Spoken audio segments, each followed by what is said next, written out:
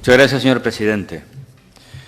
Esta comparecencia que hacemos es porque, conforme saben que recientemente se ha aprobado por parte del Gobierno de España un proyecto de ley de prevención de pérdidas y desperdicio alimentario, que ya va a iniciarse todo el trámite en el Parlamento, y la estimación es que pueda entrar en vigor a principios del año 2023. Cuando tuve acceso primero al anteproyecto de ley y empiezas a estudiar y a profundizar con distintas fuentes, uno se queda impactado de verdad de lo que supone el desperdicio alimentario a nivel global. Por eso nos gustaría aterrizar, y adelanto ya la pregunta un poco, qué medidas se están haciendo en Canarias para intentar prevenir ese desperdicio alimentario. Pero algunos datos para que entendamos la magnitud del problema que supone acciones a veces que damos por muy rutinarias, pues no revisar convenientemente lo que tenemos en la nevera o en la despensa y que se termina caducando, el tirar la mitad de un plato de comida, el no aprovechar lo que en un restaurante nos queda, si es relativamente suficiente, el no tener una buena planificación en las cosechas, en la parte de cosecha, o el mantenimiento, la logística en el ámbito del comercio minorista, en definitiva el sector de restauración, sector hotelero. Acciones que pueden parecer de forma individual, que no tienen un gran impacto, pero que suponen, según el Programa de Medio Ambiente de la ONU,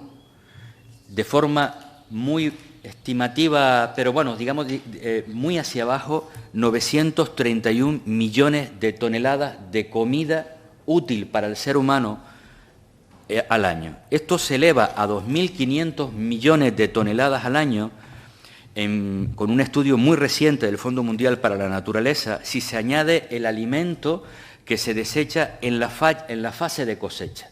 2.500 millones de toneladas de alimento que el ser humano puede consumir sin ningún tipo de problema y que termina en la basura.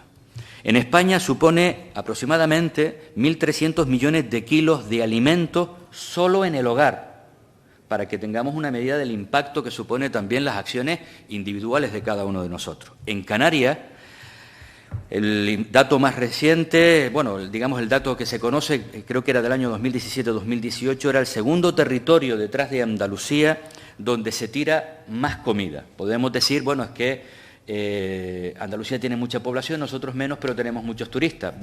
Baleares tiene un número importantísimo de turistas y, sin embargo, está muy por debajo de nuestras cifras de desperdicio alimentario.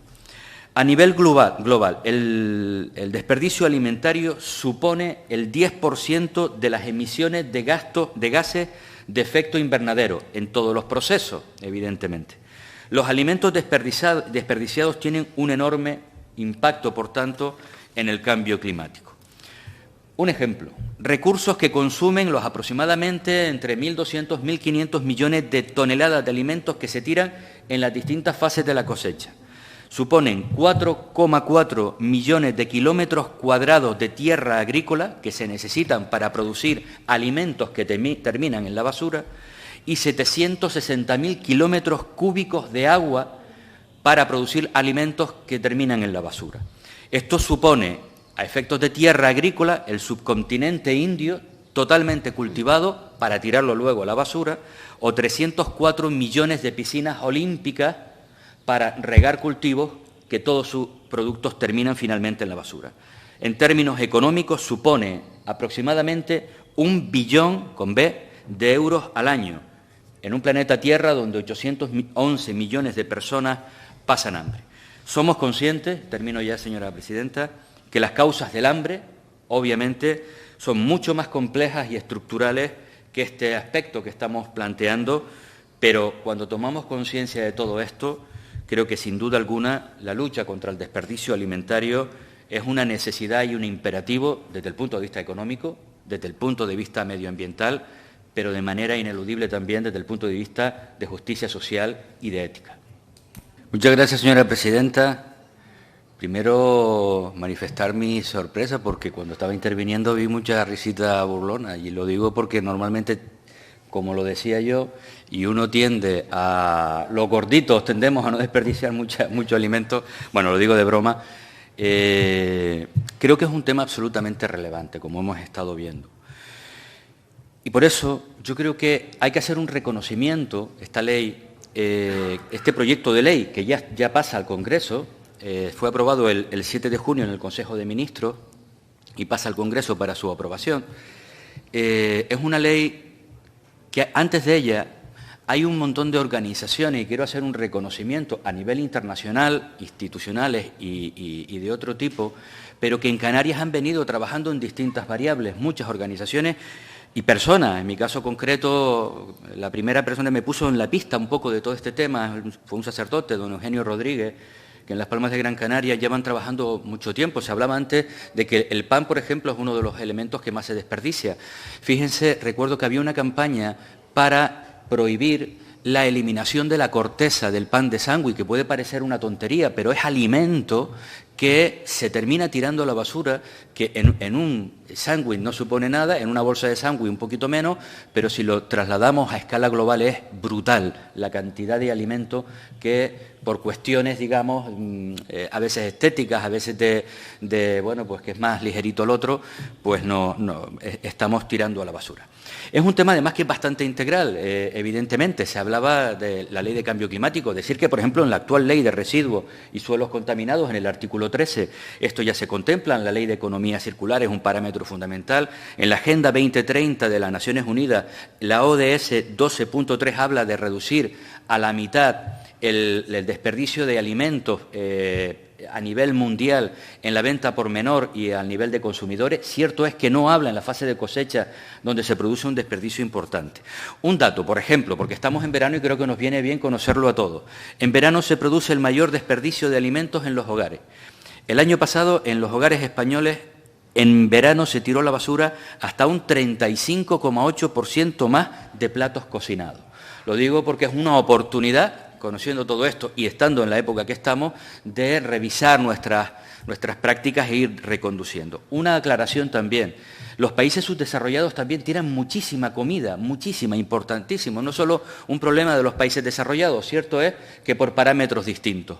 Unos quizás desde la opulencia y otros, pues desgraciadamente, fundamentalmente, pues porque no tienen ni desde el ámbito de la producción de alimentos en la fase de cosecha las mismas posibilidades de planificación, etcétera, ni de almacenamiento, ni incluso en los propios hogares por el problema en ocasiones del frío, de mantener de forma adecuada este tema. Por tanto, vemos que es un problema de carácter global y multifactorial por un montón de elementos.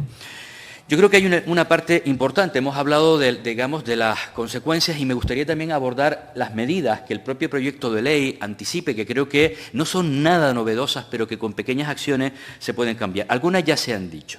Una de ellas, por ejemplo, establece dentro del ámbito de las buenas prácticas que todos los comercios al por menor y supermercados, grandes superficies, empiecen a establecer lineales de productos llamados así feos o poco atractivos, obviamente a un precio distinto, frente al desecho que hasta ahora este ámbito de la distribución lo que solía hacer era retirarlo o obligar al productor a que se lo llevara normalmente. Por eso la incidencia en el sector de los establecimientos comerciales es muy baja en cuanto a desperdicio alimentario. Pero tiene este truco, que cuando algo ya pintaba un poquito feo, tenía que venir el productor a llevárselo. Al final recaía en este último.